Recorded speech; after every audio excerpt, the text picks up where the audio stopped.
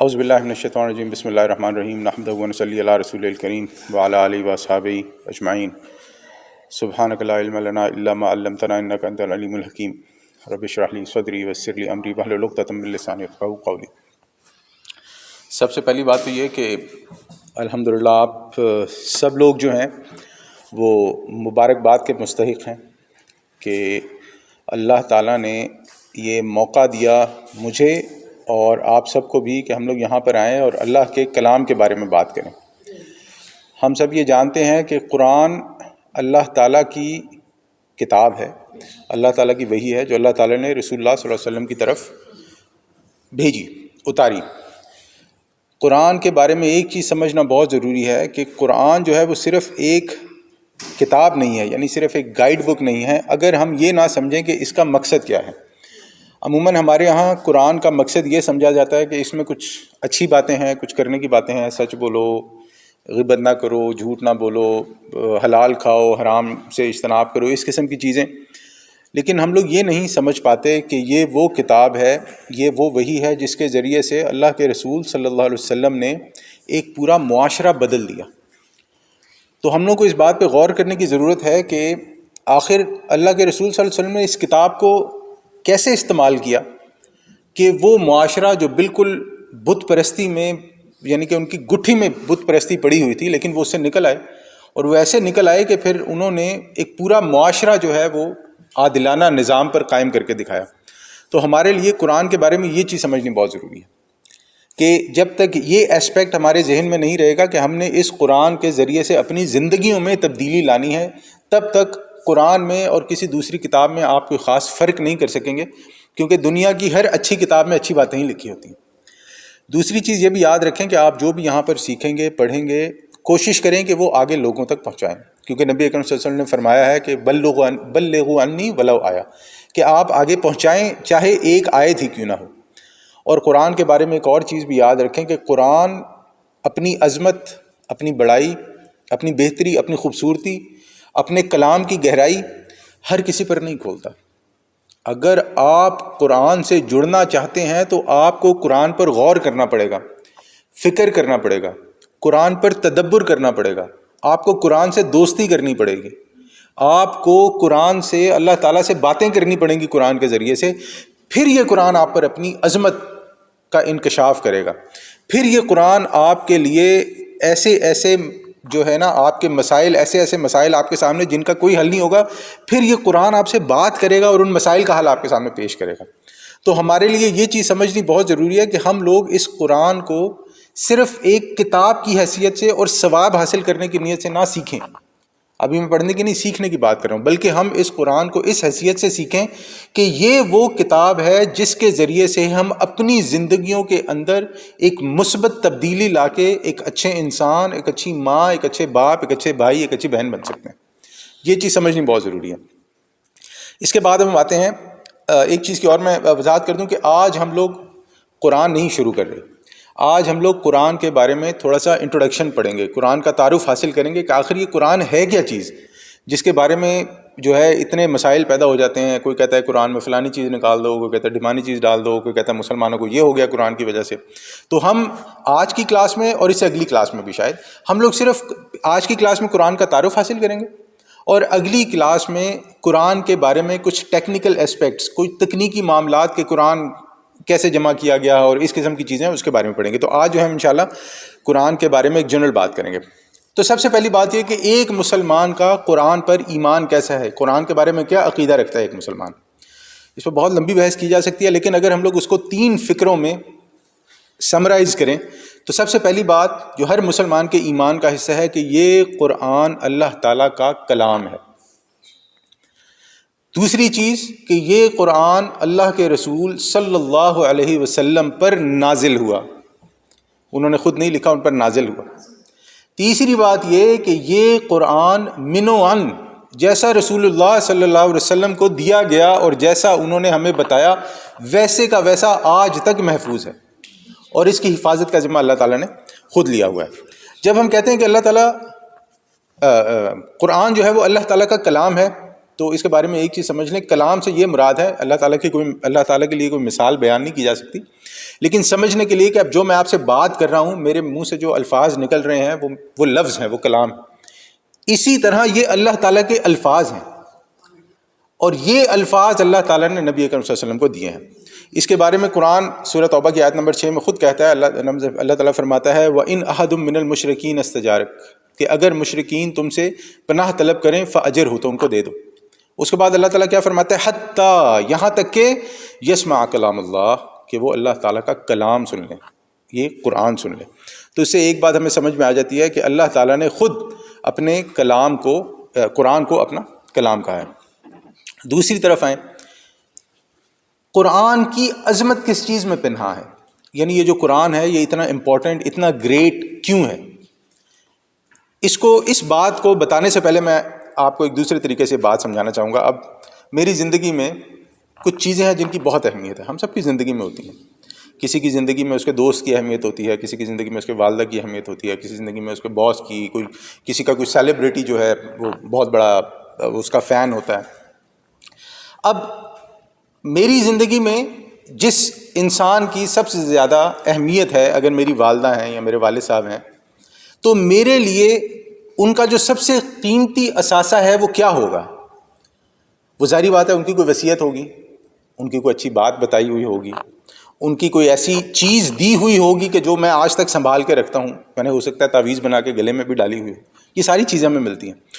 تو اب میرے والد صاحب کی یا والدہ کی یا دوست ہیں، اس کی عظمت میرے لیے، یعنی کہ میرے ساتھ اس کا تعلق جو ہے وہ اس چیز کی وجہ سے ہے۔ اسی طرح جو ہمارے لیے ہمارے پاس جو اللہ تعالیٰ کا تعلق جسے ہم قائم کرتے ہیں، اللہ تعالیٰ سے اپنا جس چیز کے ذریعے سے تعلق قائم کرتے ہیں، وہ اللہ تعالیٰ کا قرآن ہے۔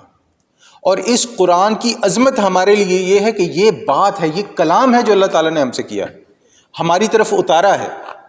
اور اس کلام کی اہمیت آپ اس بات سے لگائیں کہ کسی بھی شخص کے بارے میں جب ہم نے یہ جاننا ہو کہ وہ شخص کس نوعیت کا ہے، یا دوسرے الفاظ میں اس کی اوقات کیا ہے، تو ہم یہ دیکھتے ہیں کہ اس شخص کی بات چیت کیسی ہے، الفاظ کا چناؤ کیسا ہے، وہ جب آپ سے بات کرتا ہے تو وہ کن چیزوں کو ملحوظ رکھ کر آپ سے بات کرتا ہے۔ اگر کوئی شخص ان چیزوں کے جو معیارات ہیں ان پر پورا نہ اترے تو ہمارے نزدیک اس شخص کی کوئی خاص اہمیت، کوئی خاص ویلیو نہیں ہوتی ہے۔ تو قرآن کا جو اصل راز ہے عظمت کا، وہ یہ ہے کہ یہ اللہ تعالیٰ کا کلام ہے، اور اس کلام کی جو تاثیر ہے وہ کیا ہے؟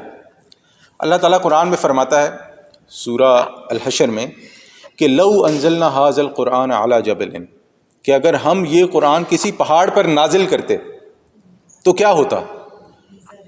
ریزہ ریزہ ہو جاتا۔ لو انزلنا ھذا القرآن علی جبل لرأیتہ، تو آپ دیکھتے کہ وہ پہاڑ خاشعا متصدعا من خشیت اللہ، کہ وہ اللہ تعالیٰ کی خشیت سے، اللہ تعالیٰ کی خوف سے دب جاتا، پھٹ جاتا۔ اب اس چیز کو سمجھنے کے لیے میں آپ کو ایک اور مثال دیتا ہوں۔ اب اگر کوئی راہ گزرتا شخص کوئی فضول بات کر دے ہمارے بارے میں، ہمارے گھر والوں کے بارے میں، ہمیں تکلیف ہوتی ہے، لیکن ہم اس کا کوئی خاص نوٹس نہیں لیتے، مطلب بکواس کرنے والے ہیں، فضول ہے، ایکس ہے، وائی زیڈ۔ لیکن اگر وہی فضول بات کوئی آپ کا نزدیکی شخص کرتے جس سے آپ کا تعلق بڑا گہرا ہے تو وہ بڑی زور سے لگتی ہے۔ تو اس کا مطلب ہے کہ جو الفاظ ہیں وہ انسان کی زندگی پر بڑا گہرا اثر چھوڑتے ہیں۔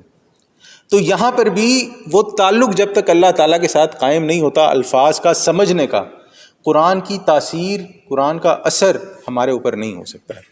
اسی کی تمثیل، اسی کی مثال سورہ اعراف میں ہے کہ جب حضرت موسیٰ علیہ السلام، ان کو جب اللہ تعالیٰ نے تورات دینے کے لیے کوہ طور پر بلایا تو حضرت موسیٰ کو یہ شوق پیدا ہوا کہ اللہ تعالیٰ کو دیکھیں۔ بات تو کرتے تھے، اور ظاہری بات ہے آپ جس سے بات کرتے ہیں اگر آپ اسے نہ دیکھ سکیں تو آپ کے اندر ایک شوق پیدا ہوتا ہے کہ کیا ہے، کیسے ہیں۔ تو حضرت موسیٰ علیہ السلام نے بھی کہا کہ ربی، اے میرے رب، ارنی انظر الیک، کہ میں آپ کو دیکھنا چاہتا ہوں۔ تو اللہ تعالیٰ نے فرمایا لن ترانی، کہ آپ مجھے ہرگز نہیں دیکھ سکتے، لیکن انظر الی الجبل، آپ اس پہاڑ کی طرف دیکھیں، کوئی پہاڑ ہوگا وہاں پہ صاحب، وَإِنِ اسْتَقَرَّ مَكَانَهُ فَسَوْفَ تَرَانِي، اگر وہ پہاڑ اپنی جگہ قائم رہ گیا تو پھر آپ سمجھ لینا کہ آپ بھی مجھے دیکھ سکتے ہو۔ فَلَمَّا تَجَلَّى رَبُّهُ لِلْجَبَلِ، لیکن جب اللہ تعالیٰ نے اپنی تجلی ظاہر کی اپنا نور ظاہر کیا، اپنا آپ کا ایک، آپ سمجھے کہ ہلکا سا اللہ تعالیٰ نے جب پردہ اٹھایا تو کیا ہوا، جعلہ دکم وخر موسیٰ صاعقہ، کہ وہ پہاڑ پھٹ گیا، ریزہ ریزہ ہو گیا، اور حضرت موسیٰ علیہ السلام بے ہوش ہو کے گر پڑے۔ اب ہم لوگ ذرا اپنے اندر جھانکیں اور ہم لوگ یہ سوچیں کہ آخری بار یہ کب ہوا تھا کہ ہم نے قرآن کھولا، اس کو پڑھا، اور اس پڑھنے کا اثر ایسا ہوا کہ ہمارے اوپر کپ کپی طاری ہو گئی۔ یا چلے ایسا نہیں ہوا، اس سے تھوڑا سا نیچے آ جاتے ہیں کہ ہم نے وہ قرآن پڑھا اور ہمارے رونگٹے کھڑے ہو گئے۔ اس سے اور تھوڑا سا نیچے آ جاتے ہیں کہ ہم نے وہ قرآن پڑھا اور ہم کی سوچنے پہ مجبور ہو گئے کہ یہ تو میں نے کبھی سوچا ہی نہیں۔ یا ایک درجہ اگر اس اور نیچے آ جائے کہ ہم نے قرآن پڑھا اور ہمیں سمجھ آیا کہ قرآن میں لکھا کیا ہے۔ اس سے بھی نیچے آ جائیں تو پھر یہی ہو سکتا ہے کہ ہم قرآن پڑھتے ہیں اور ہمیں پڑھنا بھی نہیں آتا، یہی ہو سکتا ہے۔ تو قرآن کے ساتھ یہ تعلق قائم کرنا بہت ضروری ہے۔ اگر ہم اپنا تعلق اپنے رب سے جوڑنا چاہتے ہیں ایک انسان کی حیثیت سے اچھا بننے کے لیے، تو ہمارا قرآن کے ساتھ ایسا تعلق ہونا بہت ضروری ہے۔ اس کے بعد ہم باتیں اگلی بات کی طرف کہ یہ قرآن جو ہے یہ کیا چیز ہے۔ کیا یہ قرآن کوئی شاعری ہے؟ تو یہ قرآن شاعری نہیں ہے، کیونکہ اللہ تعالیٰ نے نبی اکرم صلی اللہ علیہ وسلم کو شاعر نہیں بنایا۔ تو کیا یہ قرآن کسی نجومی کی پیشن گوئی ہے کہ بھئی یہ ہو جائے گا، قیامت آ جائے گی، تم لوگ مر جاؤ گے، پھر تم لوگ اٹھ جاؤ گے؟ کیا یہ پیشن گوئی ہے؟ کسی کاہن کا کلام ہے؟ تو نہیں، یہ کسی کاہن کا کلام بھی نہیں ہے، کوئی پیشن گوئی بھی نہیں ہے قرآن۔ یہ آپ کو خبریں دیتا ہے، لیکن یعنی کہ یہ کسی کاہن کا کلام نہیں ہے کہ کیونکہ کاہن کا کلام جو ہے وہ اندازوں پر مبنی ہوتا ہے، کیونکہ ایسا ہوا تھا تو اس سے یہ نکلے گا تو اس کا مطلب یہ ہوگا، نہیں، یہ اس قسم کا معاملہ نہیں ہے۔ اس میں جو بات ہے، جو خبر ہے، وہ کنفرم ہے۔ تیسری چیز، کیا یہ قرآن شیطان کی طرف سے ہے؟ کیا یعنی کہ اس میں کوئی ایسی چیز ہے کہ جس میں شیطانی عنصر پایا جائے؟ رجیم جو شیطان یعنی کرسڈ ون، کہ جو اللہ تعالیٰ نے اس پہ لعنت کی ہے، کہ اس کلام میں کوئی ایسی بات پائی جاتی ہے کہ اسے شیطان کے ساتھ جوڑا جا سکے؟ تو نہیں، قرآن میں جو ہے اس قسم کا بھی آپ کو کوئی معاملہ نہیں ملتا ہے۔ یہ قرآن خالصتاً اللہ تعالیٰ کا کلام ہے جو اللہ تعالیٰ نے نبی اکرم صلی اللہ علیہ وسلم کی طرف اتارا ہے۔ اس سے ہم آتے ہیں اپنی اگلی بات کی طرف کہ ہمارے پاس جو قرآن ہے وہ کیا ہے۔ سوچنا چاہیے نا ہمیں، ہم کہتے ہیں قرآن ہے کتاب ہے، قرآن ہے کتاب ہے کیا؟ یعنی کہ یہ کہاں سے آیا ہے؟ یہ اللہ تعالیٰ نے اتارا۔ یہاں پر ایک چیز کی طرف اور اشارہ کرتا جاؤں گا میں۔ جب ہم کہتے ہیں کہ اللہ تعالیٰ نے یہ قرآن نبی اکرم صلی اللہ علیہ وسلم پر نازل کیا، اتارا، دیا، تو اس کا مطلب کہ وہ قرآن دینے سے پہلے، اگر میں آپ کو یہاں سے اٹھا کے کوئی چیز دیتا ہوں تو مطلب یہ چیز آپ کو دینے سے پہلے کہیں اور پر بھی تھی۔ تو یہ کہاں تھا؟ اس دنیا میں آنے سے پہلے قرآن کہاں پر تھا؟ تو ہمیں یہ سمجھ لینا چاہیے کہ اصل میں یہ قرآن اس قرآن کی کاپی ہے جو اللہ تعالیٰ کے پاس لوح محفوظ پر لکھا ہوا ہے۔ لوح محفوظ کیا ہے؟ لوح محفوظ آپ یہ سمجھ لیں کہ جیسے یہ ہے نا، اس کو عربی میں لوح کہیں گے، جس پر اب لکھا جا سکتا ہے۔ یہ میرے پیچھے جو بورڈ لگا ہوا ہے اسے بھی لوح کہہ سکتے ہیں، جس پر لکھا جا سکتا ہے۔ تو اللہ تعالیٰ کے پاس اس قسم کی ایک ٹیبلٹ ہے، بہت بڑی، ظاہری بات ہے ہم تو اس کا اندازہ نہیں لگا سکتے۔ اس پر یہ قرآن لکھا ہوا ہے۔ جب اللہ تعالیٰ نے تخلیق شروع کی تھی تو اللہ تعالیٰ نے لکھ دیا تھا اس پر یہ قرآن۔ وہاں سے یہ قرآن اترا ہے پہلے آسمان پر۔ کب؟ کوئی گیس کرنا چاہے گا کوئی؟ ابھی ہم لوگ اس مہینے سے گزرے، رمضان میں۔ رمضان میں اللہ تعالیٰ کیا فرماتا ہے؟ اعوذ باللہ من الشیطان الرجیم، انا انزلناہ فی لیلۃ القدر۔ تو یہ قرآن اس ٹیبلٹ سے اللہ تعالیٰ نے پہلے آسمان پر اتار دیا تھا۔ اس کے بعد ہم آگے آئیں گے تو بات کریں گے۔ تو یہ قرآن ہمارے پاس جو ہے یہ کاپی ہے اس قرآن کی جو لوح محفوظ میں اللہ تعالیٰ کے پاس ہے۔ یہاں پر ایک بات اور بھی ہم یاد رکھیں گے کہ وہ قرآن جو اللہ تعالیٰ کے پاس لوح محفوظ پر ہے، وہاں تک ہر فرشتے کی رسائی نہیں ہے۔ وہاں پر صرف اللہ تعالیٰ کے مقرب اور چنے ہوئے فرشتے ہی جا سکتے ہیں، لا یمسہ الا المطہرون۔ اور ایک چیز اور میں آپ لوگوں کے گوشے گزار کر دوں کہ یہ قرآن جو ہمارے پاس ہے، اس کو پڑھنے کی اجازت بھی ہر فرشتے کو نہیں ہے۔ یہ اتنا خاص اللہ تعالیٰ کا کلام ہے، اسی لیے نبی اکرم صلی اللہ علیہ وسلم نے فرمایا کہ جب کوئی شخص قرآن پڑھتا ہے تو فرشتے آتے ہیں اور اس محفل کو گھیر لیتے ہیں۔ پھر فرشتے اس شخص کے نزدیک ہونا شروع ہو جاتے ہیں، اور اتنے نزدیک ہو جاتے ہیں یہاں تک کہ ایک فرشتہ جو شخص قرآن پڑھ رہا ہوتا ہے اس کے منہ کے ساتھ اپنا منہ رکھ لیتا ہے کہ وہ کلام، اس کا تاثر، اس کی تاثیر جو ہے وہ اس کو پہنچ سکے۔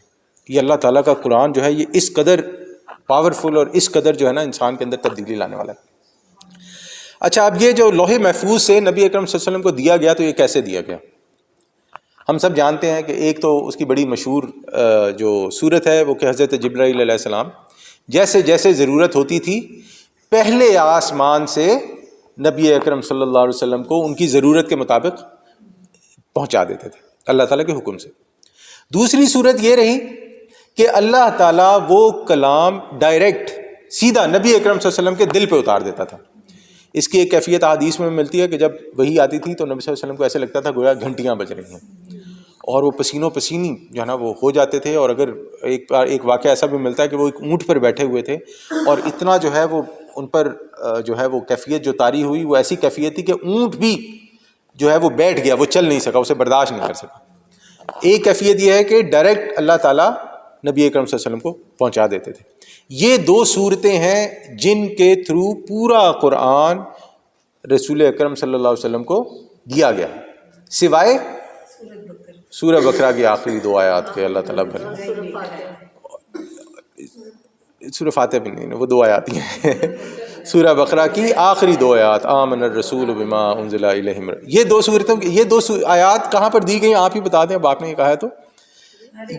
یہ دو آیات نبی اکرم صلی اللہ علیہ وسلم کو جب معراج پر لے کے جایا گیا، حضرت جبرائیل علیہ السلام آئے اور آپ کو لے کر گئے اور آپ کو سدرۃ المنتہا تک لے کے گئے، وہاں پہ رسول اکرم صلی اللہ علیہ وسلم کو اللہ تعالیٰ نے یہ گفٹ دی ہیں دو آیات، کہ یہ دو آیات اور اس کے علاوہ 50 نمازیں ہمیں دی گئی تھیں جس کی تخفیف کر کے بعد میں 5 رہ گئیں۔ اور یہاں پہ ایک اور چیز یاد رکھیں، ہم جو 5 نمازیں پڑھتے ہیں اس کا ثواب 50 نمازوں کے برابر ہی ہے۔ اور یہ جو دو آیات ہیں ہمیں ضرور کوشش کرنی چاہیے کہ ہم یہ یاد کریں اور رات کو سونے سے پہلے ضرور پڑھیں، اور اس کا ترجمہ بھی ہمیں آنا چاہیے انشاءاللہ۔ تو یہ 3 صورتیں ہیں جس طرح سے جس صورت میں نبی اکرم صلی اللہ علیہ وسلم کو یہ قرآن دیا گیا۔ تو میں نے آپ کے سامنے عرض کیا تھا کہ 2 صورتوں میں قرآن یہ کہنا چاہیے کہ 2 سٹیپس میں قرآن جو ہے وہ نبی اکرم صلی اللہ علیہ وسلم تک پہنچا۔ ایک تو کہ لوح محفوظ سے آ گیا پہلے آسمان پر جو لیلۃ القدر میں نازل ہوا، اس کے بعد اللہ تعالیٰ تھوڑا تھوڑا کر کے نبی اکرم صلی اللہ علیہ وسلم کو ضرورت کے مطابق یہ قرآن دیتا رہا، اس کے مطابق آیا تھا۔ ایسا کیوں؟ اللہ تعالیٰ دیتا بھی یہ لو پکڑو، جیسے حضرت موسیٰ علیہ السلام کو تورات دی تھی کہ یہ لی تمہاری ٹیبلٹ جاؤ اور طالب، لیکن قرآن کے ساتھ ایسا نہیں کیا گیا۔ اس کی کئی وجوہات علماء کرام بیان فرماتے ہیں، لیکن 2 وجوہات جو ہیں اس میں سب سے آپ یہ سمجھیں کہ جو بہتر بتائی جاتی ہیں۔ ایک تو یہ کہ لرأیتہ خاشعا متصدعا من خشیۃ اللہ، کہ پہاڑ جو ہے وہ دب گیا تھا، پھٹ گیا تھا، تو اگر ایک دم یہ پورا قرآن آ جاتا تو لوگ اس کے متحمل نہیں ہو سکتے تھے کہ اتنا جو بوجھ ہے اللہ تعالیٰ نے انسانوں پر ڈالا ہے وہ اٹھایا جا سکے۔ اور دوسری اس کی ایک حکمت یہ بیان کی جاتی ہے کہ اگر ہم اس کو بارش کی مثال سے سمجھیں کہ جب بارش ہوتی ہے، فرض کریں اگر 1 مہینے تک بارش ہوتی جائے تو وہ بارش رحمت کی بجائے زحمت بن جاتی ہے، فصلیں تباہ، جگہیں تباہ، بہت سارے مسائل کا جو ہے وہ سامنا ہو جاتا ہے۔ لیکن اگر وہی بارش تھوڑی تھوڑی کر کے برستی رہے، زمین بھی اسے جذب کرتی ہے، اس سے فصلیں بھی فائدہ اٹھاتی ہیں اور لوگ بھی اس سے فائدہ اٹھاتے ہیں، تو اس چیز کو اس طرح بھی سمجھا جا سکتا ہے کہ ایک حکمت یہ بھی ہے۔ اس کے بعد ہم اگلی بات کی طرف آتے ہیں کہ یہ قرآن جو ہے نازل کہاں پر ہوا، نبی اکرم صلی اللہ علیہ وسلم کو کہاں پر یہ قرآن یعنی نزول کے اعتبار سے دیا گیا۔ تو اس کے بارے میں بالکل ایسے ہی ہے۔ اس کے بارے میں جو علماء کرام کا متفقن علیہ موقف ہے وہ یہ ہے کہ یہ پورے کا پورا قرآن جو ہے وہ حجاز میں نازل ہوا تھا۔ حجاز جس میں آج کا سعودی عرب بھی شامل ہے، اس کے علاوہ جو آس پاس کے ہیں وہ قطر، دبئی، بحرین، کویت والا علاقہ جو ہے وہ بھی شامل ہے، عرب کنٹریز میں ہیں۔ تو پورے کا پورا قرآن جو ہے وہ حجاز میں نازل ہوا، اور اس قرآن کو نازل ہونے میں تقریباً قمری حساب سے لونر کیلنڈر چاند کا جو ہے اس کے حساب سے 23 سال کا عرصہ لگا، اور اگر ہم سورج کے حساب سے دیکھیں جو ہم لوگ یہاں پر فالو کرتے ہیں تو تقریباً 22 سال کا عرصہ بنتا ہے۔ اس کے بعد اس سے وہی 2 آیات مستثنیٰ ہیں جو سورہ بقرہ کی آخری 2 آیات ہیں وہ مستثنیٰ ہیں، وہ حجاز میں نہیں اتری، وہ نبی کریم صلی اللہ علیہ وسلم کو وہاں پر دی گئی تھی. بالکل. اس کے علاوہ ایک چیز اور جس کی طرف اشارہ کرتے چلیں کہ کئی لوگ جو ہیں وہ اس طرف بھی آئے ہیں کہ نبی کریم صلی اللہ علیہ وسلم نے سفر کیے ہیں حجاز کے باہر بھی. کئی ہمیں ایسی روایات ملتی ہیں لیکن علماء کرام کے نزدیک کوئی بھی ایسی مستند روایت موجود نہیں ہے جس کی بنا پر اس بات کو اوتھینٹیکیٹ کیا جا سکے. اب ہم آتے ہیں اس بات کی طرف کہ یہ قرآن جو ہے یہ محفوظ ہونے کا کیا مطلب ہے.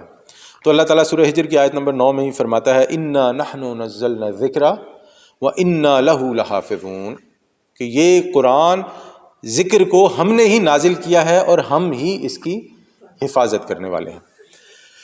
اب جیسے ہم نے بات کی تھی یہاں پر نا ایک بات اور کلیئر کرنی بہت ضروری ہے. ہم سے پہلے کی جو شریعتیں ہیں کرسچنز کی، جوز کی، اب ان کی جو بائبل موجود ہے وہ بائبل ان کی وہ یہ مانتے ہیں کہ یہ بائبل جو ہے یہ قرآن کا ورڈ نہیں ہے، یعنی اللہ تعالیٰ کا کلام نہیں ہے منوان، بلکہ یہ حضرت عیسیٰ علیہ السلام کو سکھا دیا گیا اور پھر حضرت عیسیٰ نے اپنے طریقے سے وہ ہم کو پہنچا دیا. اس میں پھر ظاہری بات ہے اس میں پھر رد و بدل وہ تھوڑی بہت ہوتا ہے، ایسی رد و بدل ہوئی ہے کہ اس میں جی. لیکن قرآن ہمیں جو ملا ہے اس کے متن میں کوئی شک نہیں ہے، یہ بالکل ویسے کا ویسا ہی ہے جیسا لوح محفوظ پہ موجود. اور نبی اکرم صلی اللہ علیہ وسلم کی زندگی میں جب آپ کو یہ مختلف مقامات پر مختلف طریقوں سے دیا گیا تو رسول اللہ صلی اللہ علیہ وسلم صحابہ کو بتا دیتے تھے کہ یہ والی آیت اس صورت کا حصہ ہے، اس والی آیت کا مقام اس سے پہلے ہے، یہ اس کے بعد ہے. تو یہ تمام چیزیں جو ہے وہ نبی اکرم صلی اللہ علیہ وسلم اپنی زندگی میں اس کا بندوبست کر کے گئے تھے. جی جوڑے بھی ہیں اس کے، بالکل وہ ٹیکنیکل بحث جو ہے ہم لوگ انشاءاللہ اس پہ بات کریں گے. تو یہ محفوظیت کے حساب سے جو ہے ہمارے لیے یہ سمجھنا بہت ضروری ہے کہ قرآن کی حفاظت.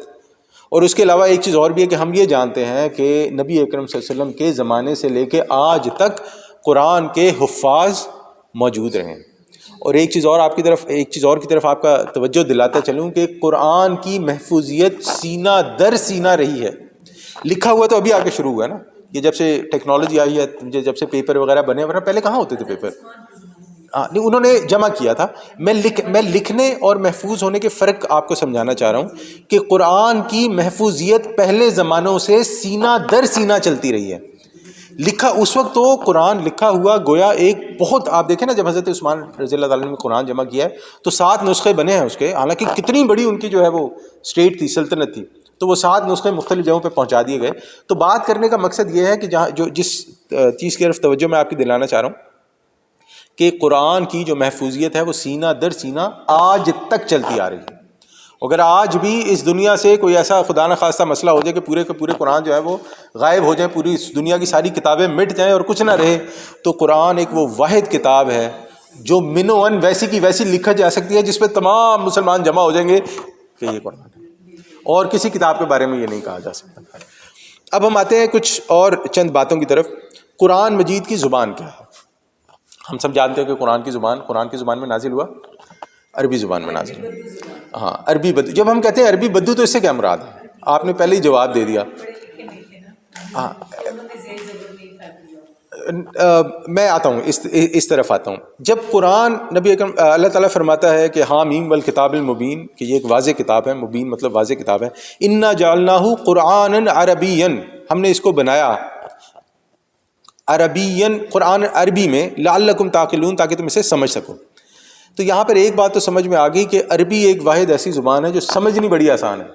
اگر ہم سیکھیں گے تو ہم یہ جانیں گے کہ قرآن کو سمجھنا، یقین جانیں، یہ میں آپ کو اپنے ذاتی تجربے سے بتا رہا ہوں کہ اگر کوئی انسان صرف 2 سے 3 مہینے قرآن کی عربی پہ لگا لے نا، 2 سے 3، تو اسے انشاءاللہ 50-60% قرآن ایزی سمجھ میں آ جائے گا. اور بہت سارے لفظ تو اردو کے ہیں. لیکن بہرحال اس coming back to the point کہ جس کی ہم بات کر رہے تھے کہ یہ کون سی عربی میں ہے، تو کیا یہ مکہ والوں کی عربی میں ہے؟ نہیں.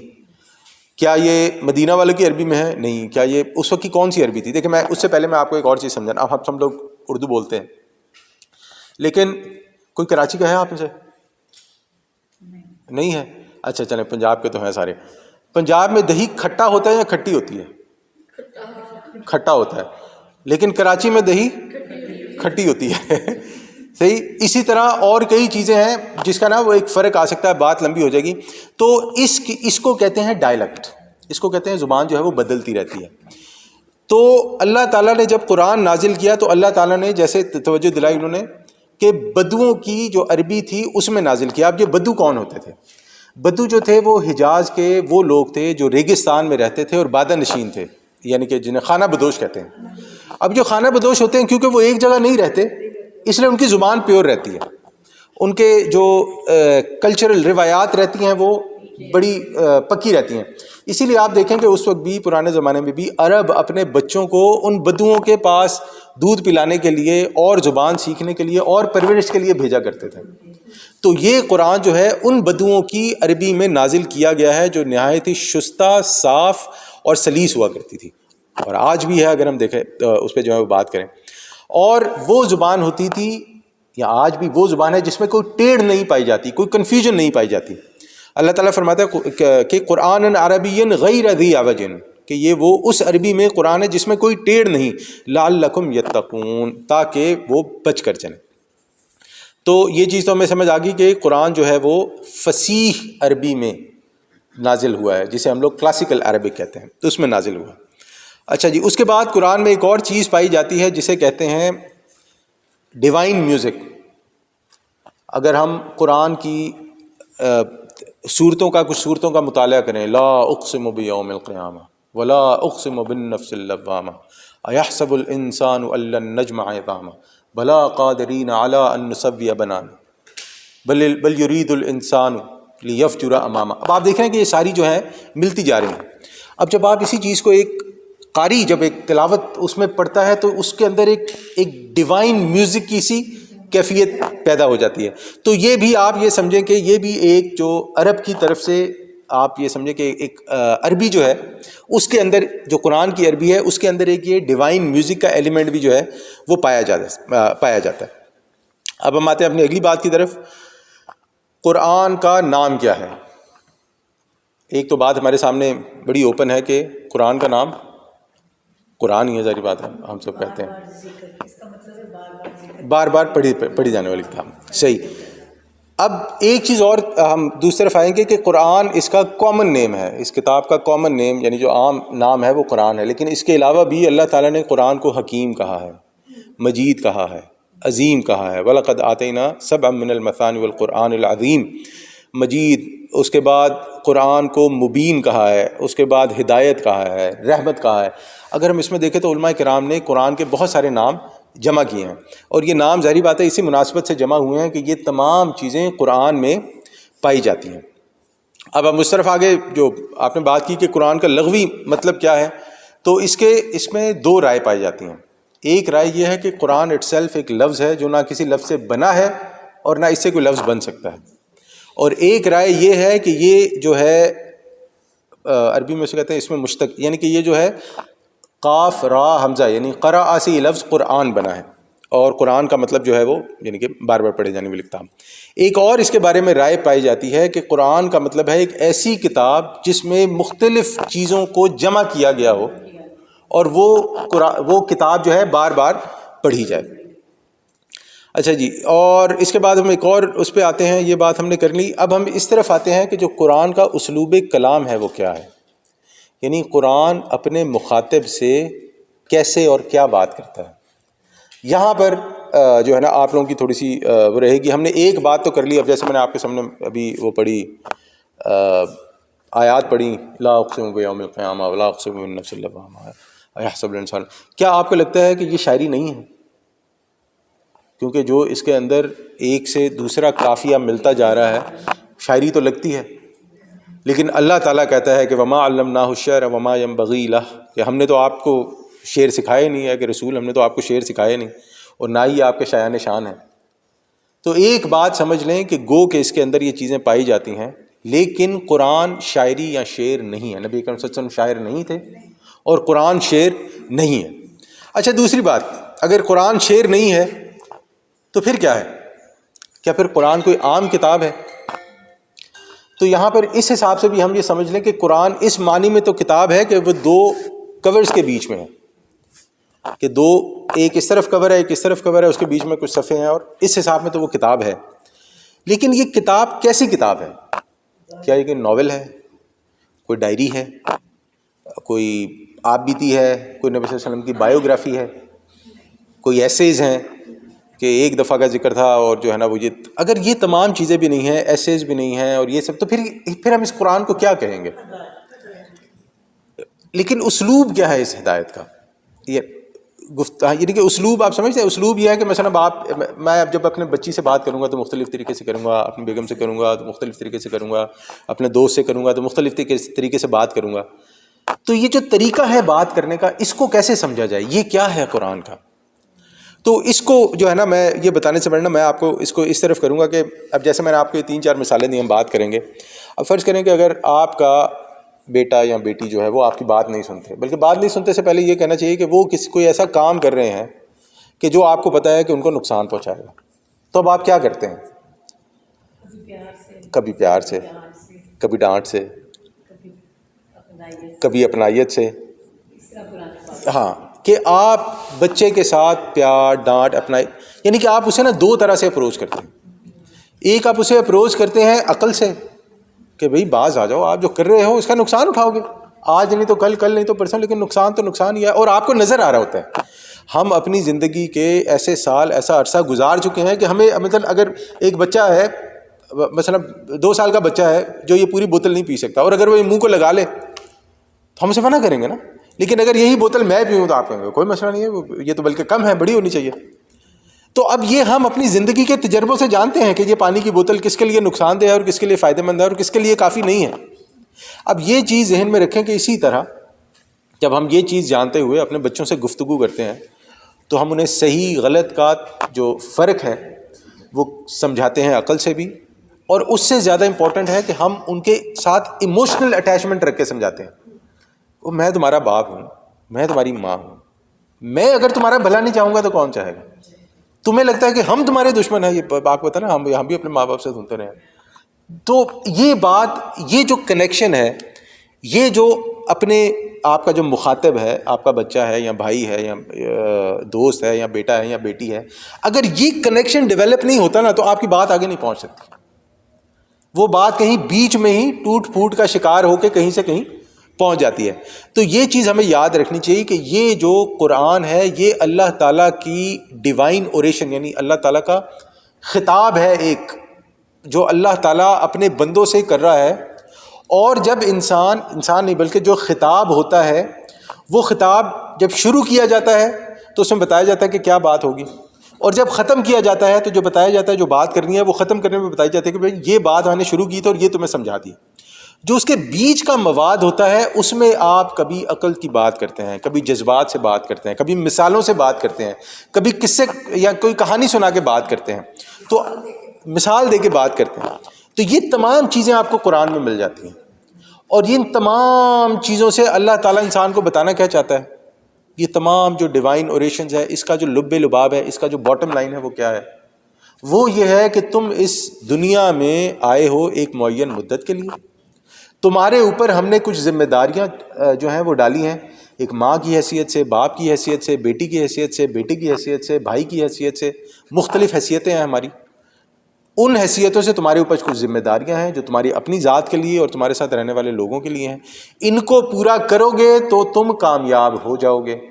اب یہ جو کامیابی ہے، کیونکہ ہم میں سے آج تک کسی نے نہیں دیکھا کہ کوئی مر کے واپس آیا ہو، تو اس کے بارے میں پرابلم رہتی ہے، ہوگی کہ نہیں ہوگی، ہوگی کہ نہیں ہوگی. اسی لیے اللہ تعالیٰ اس طرف جو ہے بڑے جذبات کے ساتھ اللہ تعالیٰ انسان کو پکارتا ہے کہ میں قسم کھاتا ہوں، ولا اقسم بہ، میں قسم کھاتا ہوں قیامت آ کے رہے گی، میں قسم کھاتا ہوں قیامت آ کے رہے گی. انسان کیا سمجھتا ہے کہ ہم اسے ایسے ہی چھوڑ دیں گے؟ نہیں، بلکہ ہم اس چیز پہ قادر ہیں کہ ہم اس کی ہڈیوں کو دوبارہ بنا دیں. وہ چاہتا ہے ہمارے سامنے جو ہے وہ اسے کہتے ہیں اکڑ دکھاتا ہے، پوچھتا ہے کہ قیامت کب آئے گی؟ تو پھر جو قیامت تو آئے گی تو تب آنکھیں چندیا جائیں گی، چاند اور سورج جمع کر دیں گے، چاند ختم ہو جائے گا، پھر انسان اس دن پوچھے گا آپ میرا. اب دیکھیں نا، یہ جو کلام کا ہے اس میں کوئی عقل والی بات نہیں ہے، اس میں جذبات سے اللہ تعالیٰ جو انسان کو جذبات کر رہا ہے کہ تم کیسے بات کرتے ہو اپنے رب کے بارے میں، کہ تمہارا رب تمہیں دوبارہ نہیں اٹھا سکتا. اب یہ جو ہے نا، تم کیسے بات کرتے ہو اپنے رب کے بارے میں، یہ بتانے سے پہلے انسان کو یہ سمجھنا چاہیے کہ ایک رب ہے اور میں نے مر جانا ہے. یہ 2 چیزیں سمجھنے آئیں گی تو یہ پوری جو سورہ قیامہ ہے یہ کسی کام کی نہیں ہے. تو یہ وہ ڈیوائن اوریشنز ہیں جس کے اندر اللہ تعالیٰ انسان کو سمجھاتا ہے بات. عقائد سمجھاتا ہے، نظریات سمجھاتا ہے، ذمہ داریاں سمجھاتا ہے، اور اس کے بعد پھر اللہ تعالیٰ انسان سے یہ چاہتا ہے کہ یہ چیزیں سمجھنے کے بعد انسان ان پہ غور کرے، اور انسان ان چیزوں کو عقل کے ساتھ ساتھ جذبات سے بھی سمجھے، اور پھر وہ تبدیلی لے کے آئے اپنے اندر، اپنے جن کے ساتھ رہتا ہے ان کے اندر اور اس معاشرے کے اندر، تاکہ ہم لوگ ایک اچھے معاشرے میں رہ سکیں۔ لیکن یہاں پر نا میں ایک اور چیز کی طرف آپ کی توجہ دلاؤں گا، اور ہم لوگ آج کی بات اتنی کریں گے کیونکہ بہت زیادہ ٹیکنیکل ہوتا جا رہا ہے۔ میں نے یہاں پر آپ کی توجہ جو ہے نا ایک اور چیز کی طرف دلاؤں گا کہ عموماً ہوتا کیا ہے، یہ جو معاملہ ہے جذبات سے وہ کرنے والا، کہ ہم لوگ کئی بار جس معاشرے میں رہتے ہیں بہت ساری چیزوں کو اس لیے اگنور کر دیتے ہیں کہ اگر میں کہوں گا تو یہ اچھی نہیں لگے گی۔ میں کسی کی نہیں، اپنے گھر والوں کی بات کر رہا ہوں۔ اگر میری بیٹی اسکول جاتی ہے اور یا کالج جاتی ہے، اگر میرا بیٹا کالج جاتا ہے، وہ آ کے اور لیٹس سے کہ وہ میکڈونلڈ کا برگر بھی کھا لیتا ہے، اور جو ہے وہ اور بھی کوئی ایسا کام کر لیتا ہے جو اسے نہیں کرنا چاہیے، میں ایکچولی بولنا نہیں چاہ رہا ہوں کام، تو ہم لوگ کہتے ہیں کہ چلو ہم جوان ہو گیا، بیٹا خاص طور پہ نا، کہ چلو اب امریکہ میں رہتے ہیں تو ہوتا ہی ہے ایسے، اتنا تو ہونا ہی چاہیے بندے کو۔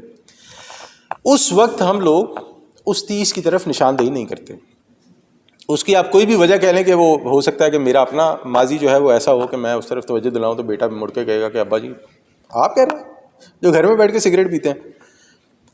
اب ہوتا کیا ہے کہ وہ جو ہم نے تو جو کیا ہوتا ہے، جو کیا ہوتا ہے، جب اس کے آگے بات آتی ہے اس طرف اپنی اولاد کی طرف، تو شروع میں ہم ان چیزوں کو لائٹ لیتے ہیں کہ چلو خیر ہے یار، وہ خیر ہے، بچی ہے، بچہ ہے، بچی ہے، بچہ ہے۔ وہ بچہ دیکھتے دیکھتے ہی جو ہے وہ ہم سے بھی لمبے ہو جاتے ہیں، اور پھر اس کے بعد جو مسائل کا یا آپ یہ سمجھیں کہ اس کے بعد جس قسم کے مسائل سر اٹھانے لگتے ہیں، ہم نے وہ سوچے ہی نہیں ہوتے۔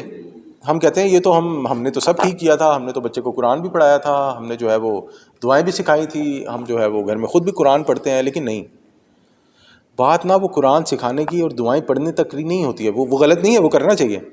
بات اسے ایک سٹیپ آگے جا کے صحیح کو صحیح اور غلط کو غلط سمجھانے کی ہوتی ہے شروع سے۔ اگر یہ والا ایلیمنٹ مسنگ رہے گا نا، صحیح کو صحیح اور غلط کو غلط سمجھانے والا، دیکھیں ضروری نہیں ہے کہ وہ مان جائیں، بالکل ضروری نہیں ہے، لیکن ہمارا ان کو یہ سمجھانا بہت ضروری ہے۔ اگر آپ نہیں کر سکتے تو ان کو کسی ایسی جگہ پہ لے کر جائیں جو کر سکتا ہو۔ اس کا کوئی بھائی ہو سکتا ہے، اس کا کوئی کزن ہو سکتا ہے، کوئی تایا ابو ہو سکتے ہیں، کوئی چاچا ابو ہو سکتے ہیں، کوئی نانا جان ہو سکتے ہیں، نانی جان ہو سکتے ہیں۔ یعنی گھر کا نا وہ ماحول بنانا اس طرف جو ہے نا وہ بہت ضروری ہے۔ تو یہ اسلوب کلام سے اس بات کو میں نے اس لیے جوڑا کہ ہمارے ہاں بہت سارے مسائل جو ہیں وہ اس اسلوب کلام کی وجہ سے ہوتے ہیں کہ پہلے ہم لوگ بہت زیادہ چھوٹ دے دیتے ہیں، پھر ایک دم ہی سختی ہو جاتی ہے، تو وہ بچہ کہتا ہے کہ یہاں وہ پہلے والا غلط تھا یا یہ والا غلط تھا، اور وہ ظاہری بات ہے اسے یہی والا غلط لگتا ہے کیونکہ آزادی پہ جو ہے وہ پرابلم آ رہی ہوتی ہے، ماحول کے اس میں جو ہے نا مسئلہ آ رہا ہوتا ہے۔ تو ہم اپنی آج کی بات جو ہے نا وہ یہاں تک ہی رکھیں گے، اور اگر آپ لوگوں کے پاس اس کے علاوہ کوئی قرآن کے بارے میں جو ہم نے پڑھا ہے کوئی سوال آپ کرنا چاہیں، کچھ پوچھنا چاہیں تو آپ پوچھ لیں۔ اگر میرے پاس جواب ہوا تو میں دے دوں گا، نہیں ہوا تو میں پتہ کر کے بتا دوں گا انشاءاللہ۔ قرآن پاک کا دوہرا ہے، قرآن پاک رسول پاک نے 2 دفعہ حضرت جبرائیل سے کیا۔ بالکل ایسے ہی ہے، ایسے ہی نبی صلی اللہ علیہ وسلم جو ہے وہ ہر رمضان میں جو ہے وہ حضرت جبرائیل السلام کے ساتھ کرتے تھے۔ جی بالکل ایسے ہی ہے، ایسے ہی ہے، اس لیے تب سے یہ چلا آ رہا ہے۔ بالکل تب سے ہی چلا آ رہا ہے، ایسے ہی ہے۔ انشاءاللہ ہم بھی کوشش کریں گے اگر رمضان میں کر سکیں، اگلے رمضان میں، لمبا ہو جاتا ہے لیکن